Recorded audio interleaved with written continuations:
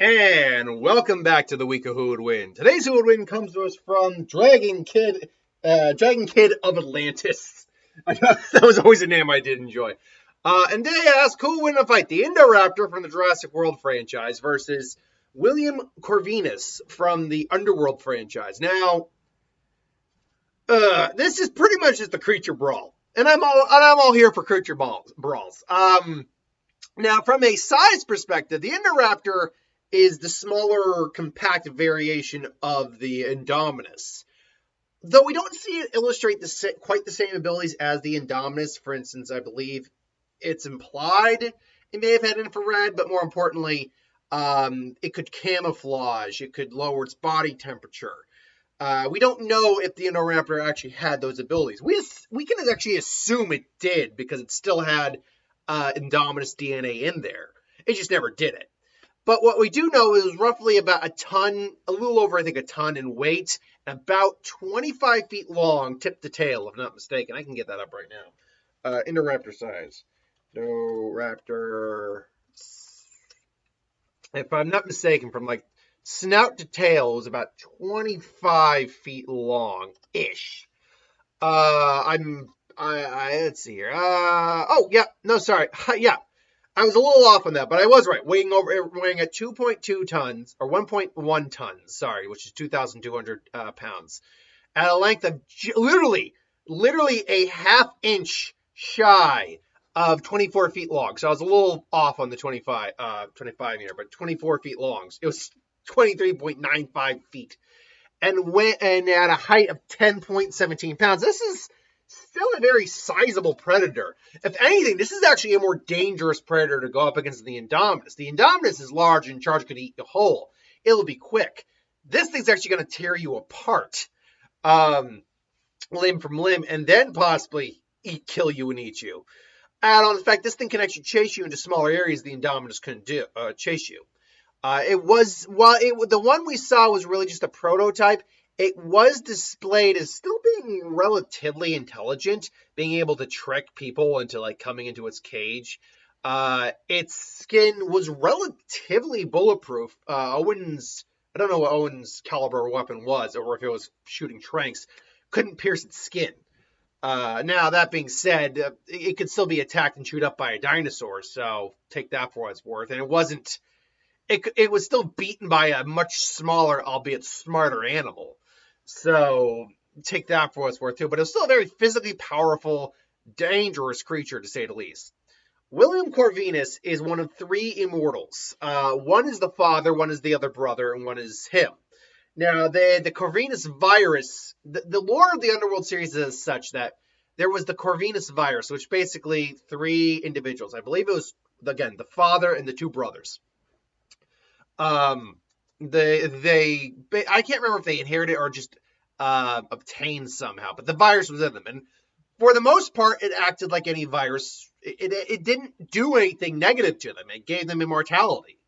But what happened in the lore that spawned spawned everything in Underworld is that I believe it's Michael Corvinus was bitten by a rabid bat, and the rabies vaccine and the bat DNA merged with his DNA and mutated the virus, so they both survived the encounter with the rabies vaccine, or rabies virus, but altered him into the first true vampire. And then that spawned the lineage of the vampires from there. Whereas William here was bitten by a rabid wolf, and he ultimately turned into the first Lycan/werewolf. And that spawned the Lycan-werewolf lineage. Unfortunately for William, he could not revert back to his human form.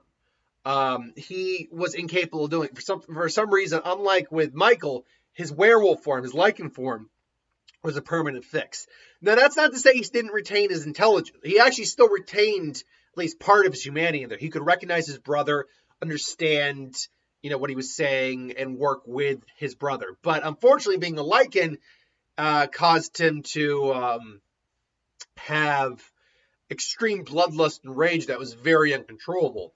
As a Lycan, he is insanely physically enhanced. Like, he could handle multiple vampires and I think other Lycans without too much difficulty.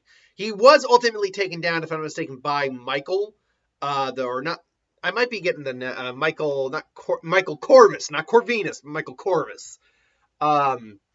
He was taken down by them, but he was a hybrid, so that's a mitigating circumstance.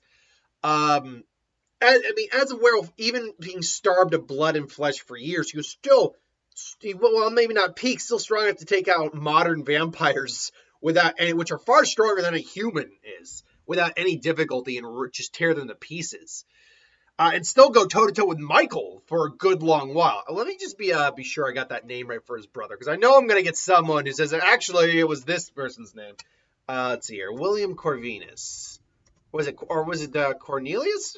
No, not Cornelius. That's something else. William Corvinus. Where'd you go? Where William? No, that's William Shatner. William Corvinus. Let's just put in Corvinus real quick here. Corvinus virus. I just want to get the brother's name right here. Corvinus vampire. Let's try that. Okay, sorry, it was Marcus. Marcus Corvinus. I knew it was an M. It was Marcus Corvinus was his brother. Anyway, so just be clear. Michael is the hybrid. Michael Corvus is the hybrid. Marcus Corvinus is this individual's brother. I apologize for that. For anyone who is going to get on my case, I apologize for not knowing the name properly. I only remember watching the second Underworld fully once. And hell, I have only vague memories of the first Underworld. That is such a double-edged movie because it's so rich with lore and atmosphere and action, and it's so freaking long. Like, that is a long-ass movie to sit there. It just feels like it's dragging his ass at points. Anyway, I digress. So... so the questioning quickly becomes, who wins in a fight? And let me just quickly get up William's, if I can, his physical stats here. William Corvinus. And Alexander Corvinus is their father. That was the other Corvinus. Do we have a size for him? I mean, your average lichen is well into like the 8, 9, 10-foot range, and he definitely has the physique of an average lichen. He's no bigger than, say, an average lichen, but he seems to be more power. He's far more powerful than his descendants are. I mean, size-wise, he's probably as tall or close to the height of the Indoraptor. The problem is body width-wise and like physically, like his weight, he completely outclasses William. Now, William does have enhanced endurance and strength even beyond his contemporaries. But honestly, the Indoraptor probably is an animal of equivalent power, if not maybe only a little weaker. William also has immortality, but it's just a aging immortality. It's not a I'm immortal to harm or disease or harm or damage or death because he was killed. And their immortality is more of a I just will not age kind of thing. So they would probably square off pretty hard, just roar. And if I'm not mistaken, he has the ability to create other lichens too, doesn't he still? Human endurance, right? I mean, they don't say it, but I mean, in theory, he's the one who started the lineage of the lichens. So he should be, let me see here. After being bitten by a bat, transformed into a vampire. Victor, and we're trying to kill werewolves in the Pirate Werewolf War, a third prominent fighter. Hold on then. So, yeah, I mean, by all accounts, Sprout Hair, before the night was through, William had become the first werewolf. Like the later generations, he was incapable of transforming back into a human. His lycanthropy virus was more infectious than his brothers, even allowing the victims to transform post-mortem. Before being bitten, Marcus and William shared a bond their father would never truly saw, only so strong that even after his transformation, Marcus was the only one that William would not harm. Despite Marcus and Alexander's efforts, his rage would not be controlled. He roamed the countryside, killing everything in sight. His lycanthropy was spread across the land. So, I'm going to tell you right now, I think the Indoraptor wins this. I think it's just a far more powerful creature. It's far larger, and it seems to be a lot more calculating. Whereas William is blinded by like animal rage.